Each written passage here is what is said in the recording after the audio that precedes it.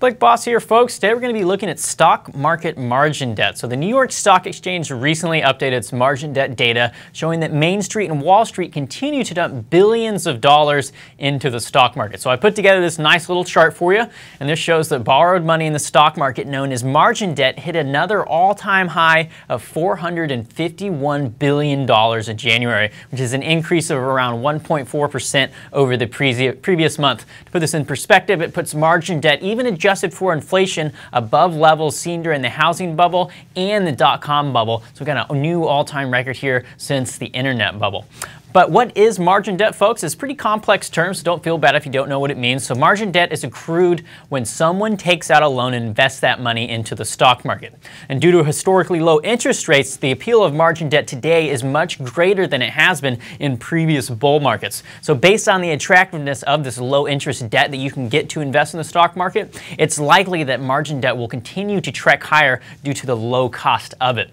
Another side of the coin, though, we can look at is this other chart I put together over short interest. So the New York Stock Exchange reports this as credit balances and margin accounts. And basically what this is it's equal to the amount of money in an account to satisfy that minimum margin account balance requirement, plus monies borrowed to short a stock. So the majority of this balance is largely going to be that money to short a stock. And this amount was equal to $165 billion. That's 57% below the high set during the housing bubble of $385 billion. So as you can tell, it appears we're within historical normal levels as far as credit balances go, which means shorts really haven't piled into the market in a big way like they did in 2008. To finish up, we're going to look at one stock that's benefiting from this debt in the stock market and some of the pitfalls of using margins in the stock market. So the stock benefiting, I'd like to highlight Green Mountain Coffee Roasters. This stock has been on an absolute tear, rising 47% year to date already, compared to the Dow Jones Industrial Average falling around 1.6% so far this year.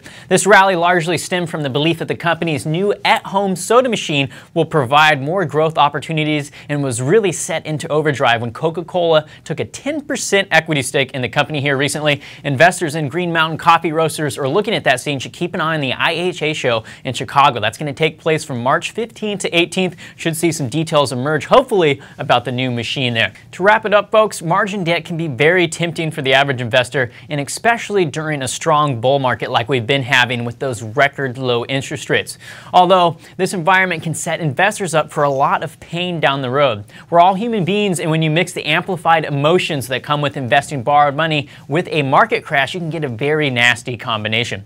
Typically what happens to investors on margin is they'll see large profits during a bull market, but when the market sells off and or interest rates rise, they're forced to sell those stocks at the worst time possible. This can effectively wipe out all the gains they've had and then some, and is why margin debt isn't for the average investor. In my opinion, it's better to not use margin debt, as most human beings aren't emotionally equipped to handle the decisions that go along with that debt being invested in the market. Slow and steady is the name of the game in my book, folks. That's all I have on margin debt today. Be sure to check back in March. We'll have more margin debt data for you then. Thanks for watching, and Vulan.